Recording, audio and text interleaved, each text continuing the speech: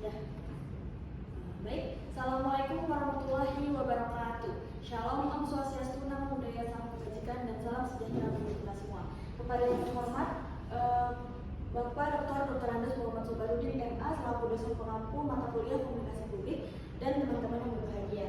Di sini kami akan presentasikan hasil diskusi kami mengenai komunikasi internal, di mana komunikasi sendiri merupakan interaksi atau pertukaran informasi antara individu satu dengan individu yang lainnya. Namun sebelum masuk ke pembahasan lebih lanjut, izinkan kami perkenalkan diri. Perkenalkan, nama saya Alia Cahaya Kamila. Saya Alia Cahaya. Baik, mungkin kita langsung saja masuk ke pembahasannya. Jadi seperti yang sebelumnya saya jelaskan, komunikasi merupakan interaksi atau pertukaran informasi antara individu satu dan individu lainnya. Namun di sini kami membahas mengenai komunikasi internal di dalam sebuah organisasi, di mana menurut Romli pada tahun 2011, komunikasi internal organisasi merupakan proses penyampaian pesan antara anggota organisasi untuk kepentingan bersama. Sedangkan menurut Argenti pada tahun 2009, komunikasi itu berperan penting dalam menciptakan suasana saling menghormati antar karyawan, di mana menurut Fried dan Versick pada tahun 2011, komunikasi internal itu memiliki dua fungsi utama, di mana yang pertama itu memberikan informasi, yaitu untuk menyampaikan pesan yang dibutuhkan oleh anggota organisasi, dan yang kedua yaitu untuk menciptakan rasa komunitas, di mana hal ini untuk mempererat hubungan dan kebersamaan di dalam organisasi.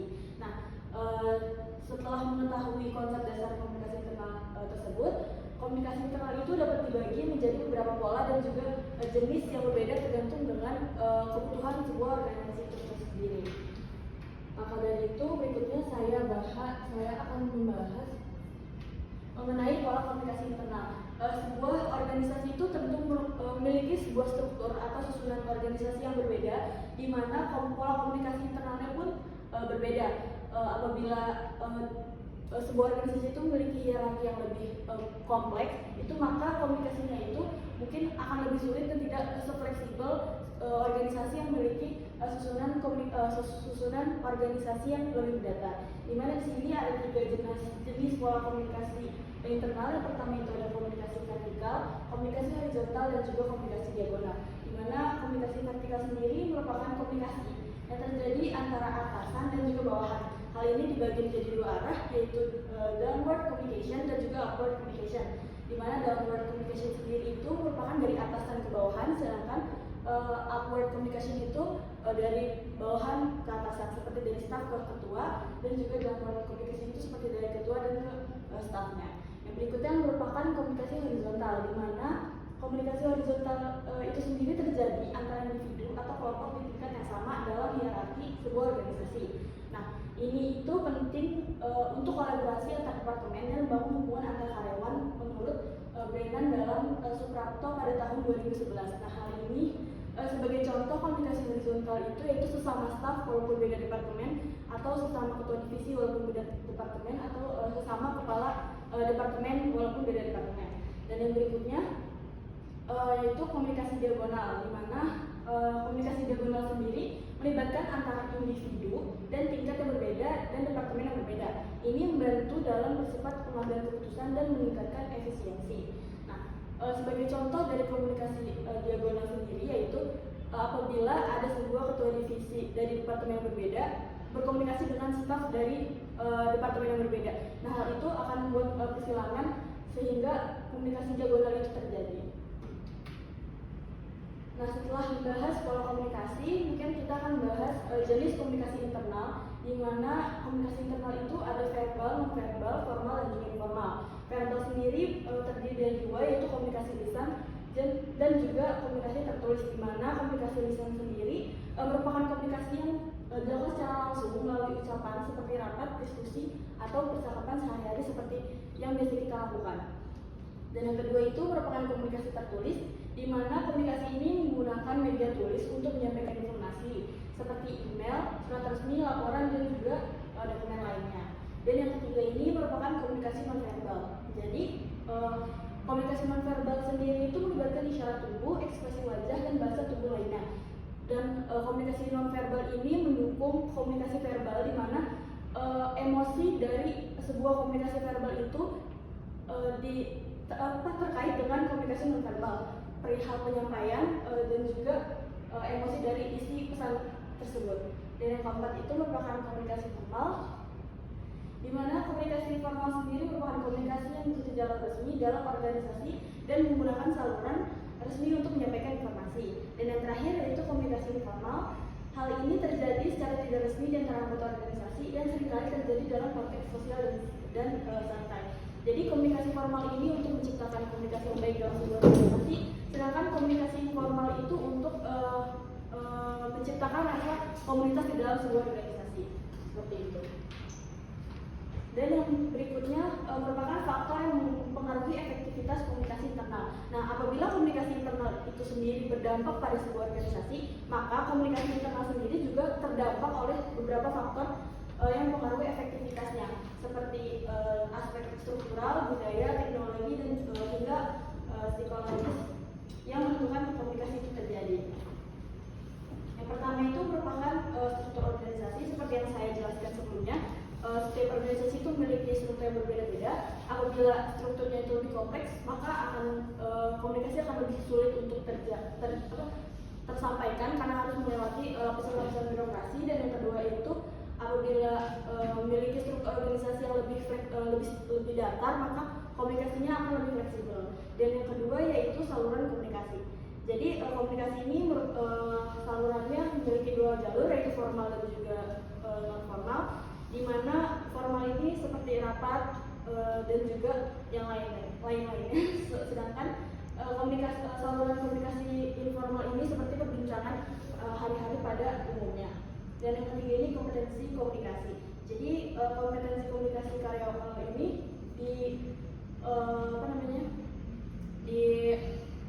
disebabkan oleh perbedaan kecerdasan emosional dari berbagai orang gitu. Jadi apabila karyawan itu memiliki kecerdasan emosional atau kemampuan komunikasi yang baik, maka komunikasi itu sendiri akan terjadi dengan baik. Dan yang berikutnya ada budaya organisasi. Tentu setiap organisasi memiliki budaya dari nilai-nilai, norma dan sebagainya. Dan yang kelima itu ada teknologi dan media komunikasi yang menjembatani komunikasi itu sendiri. Dan yang keenam itu ada hambatan psikologis, di mana itu mencakup persepsi, prasangka, dan rasa percaya oknum yang dijadikan bahan untuk menyampaikan informasi. Dan yang ketujuh itu ada spesialisasi pekerjaan, ini mencakup peran dan tanggung jawab dari orang tersebut. Dan yang kedelapan itu kejelasan peran. Dan yang kesembilan itu kepercayaan dan hubungan kerja, seperti yang tadi saya jelaskan di hambatan psikologis. Dan yang terakhir itu kepemimpinan. Jadi sebuah organisasi itu tergantung pada pemimpinnya, apakah komunikasi itu berjalan dengan baik atau tidaknya. Yang berikutnya akan dijelaskan oleh teman saya. Selanjutnya ada dampak dari dinamika komunikasi di organisasi, di mana dinamika komunikasi ini mengacu pada bagaimana interaksi, aliran informasi, serta hubungan antara individu maupun kelompok dalam organisasi ini berkembang dan berubah seiring dengan berjalannya waktu. Dinamika komunikasi ini juga memainkan peran penting dalam menentukan efektivitas operasional suatu organisasi. Karena jika komunikasi internal suatu organisasi ini berjalan dengan baik, maka efektivitas kolaborasi dan keterlibatan karyawan dalam organisasi akan meningkat, begitupun dengan sebaliknya.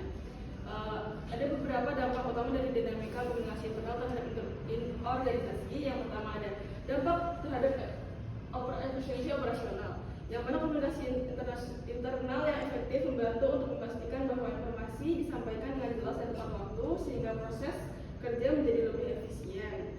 Yang kedua ada dampak terhadap keterlibatan dan kepuasan karyawan, di mana komunikasi internal ini, jika komunikasi internal ini berjalan dengan baik, akan menciptakan lingkungan kerja yang positif, di mana karyawan akan merasa dihargai dan didengar oleh manajerial.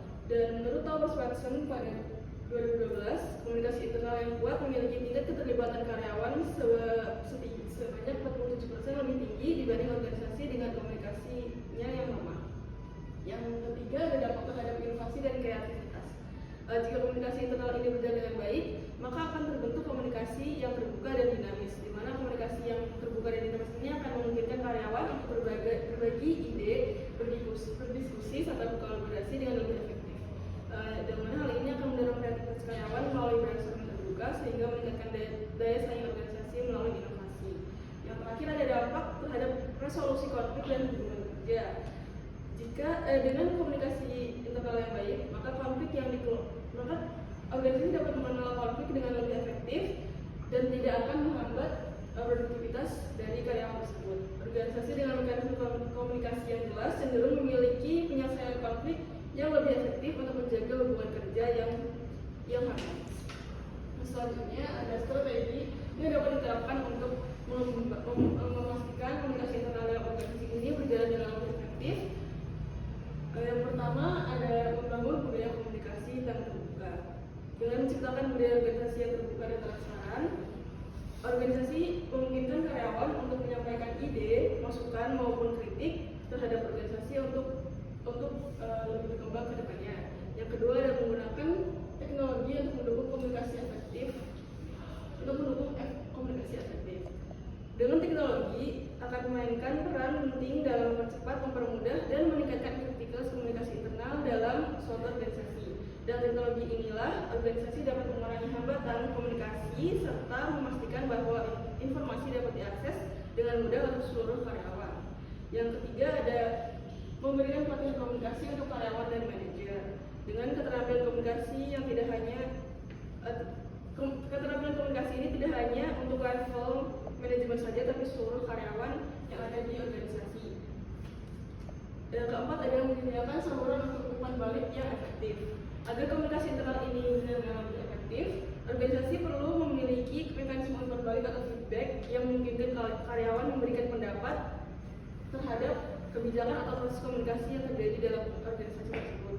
Yang terakhir ada membangun sistem komunikasi yang terstruktur dan jelas. Dengan membangun komunikasi efektif ini didukung oleh sistem komunikasi yang jelas, di mana sistem komunikasi yang jelas ini akan mendukung bagaimana informasi tersebut disampaikan dan diterima oleh karyawan maupun pihak manajerial seperti itu. Kira-kira ada kesimpulan. Jadi kesimpulan dari tugas kami kali ini adalah komunikasi internal ini efektif mendukung keberhasilan organisasi dengan meningkatkan efisiensi, keterlibatan karyawan, inovasi, dan resolusi konflik. Sedangkan faktor utama yang mempengaruhi komunikasi internal ini meliputi kepemimpinan, struktur organisasi, teknologi, budaya, dan keterampilan individu. Untuk mengoptimalkan komunikasi internal ini, organisasi perlu membangun budaya terbuka, memanfaatkan teknologi, memberikan pelatihan, menyediakan umpan balik, dan mengelola perubahan dengan komunikasi yang jelas. Strategi yang tepat menjadikan komunikasi internal sebagai aset bagi pertumbuhan dan kesuksesan jangka panjang organisasi. Baik, mungkin sekian presentasi dari kelompok kami. Terima kasih atas perhatiannya. Kurang lebih mohon maaf. Kalau saya ingin berdiri. Wassalamualaikum warahmatullahi wabarakatuh.